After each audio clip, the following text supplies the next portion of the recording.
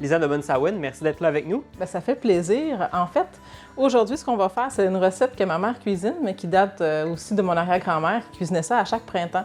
C'est une recette, dans le fond, qui est sucrée-salée. Donc, on a des pommes, on a des pruneaux, on a des oignons et évidemment, on a du lard salé pour donner le côté salé, dans le fond, à notre viande. Donc, ce que j'ai ici, c'est vraiment des rats musqués, mais on l'a vraiment au complet avec la tête. Alors, pour pouvoir procéder, en premier lieu, il va falloir aller le faire bouillir 2 fois. Donc, on vient de faire bouillir le rat musqué, on vient de retirer l'eau. Donc, c'est quoi la prochaine étape? Ce qu'on va faire, c'est qu'on va mettre un quart de tasse de vinaigre de cidre de pomme, puis on va refaire le même procédé, c'est-à-dire que tu vas remplir encore l'eau et on va le refaire encore bouillir. Super, donc notre deuxième bouillage est fait avec succès. Ouais. Nos rats sont bien beaux. Oui. Donc, c'est quoi la prochaine étape, Lisiane? La prochaine étape, ça va être de larder, dans le fond, nos rats. Fait que là, ce que je vais faire, c'est que je vais la revirer de bord. Puis ce qu'on va mettre, c'est carrément le lard salé sur les rats, comme ça.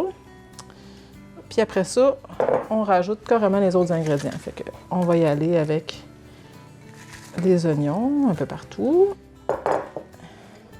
On va rajouter les pommes.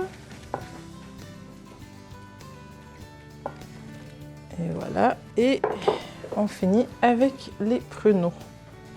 Parfait, donc c'est aussi simple que ça. Aussi simple que ça. On remet le couvercle. On a préchauffé le four à 325. Oui.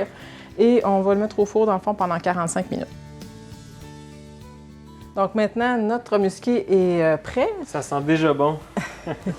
Ça sent justement un peu le sucre, hein, les pommes qui ont mijoté un peu. Donc, ce que je vais faire, c'est que je vais le dresser ici, mettre des petits morceaux là, qu'on va rajouter un peu d'oignon, de pommes et de pruneaux sur le dessus, comme ça.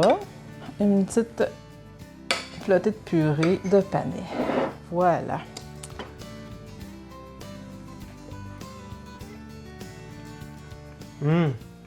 C'est vraiment excellent, puis on goûte vraiment toutes les saveurs de tous les ingrédients. On a vraiment le goût du brun de poulet, comme tu disais, c'est excellent. Merci beaucoup, Lisanne. Ça fait plaisir.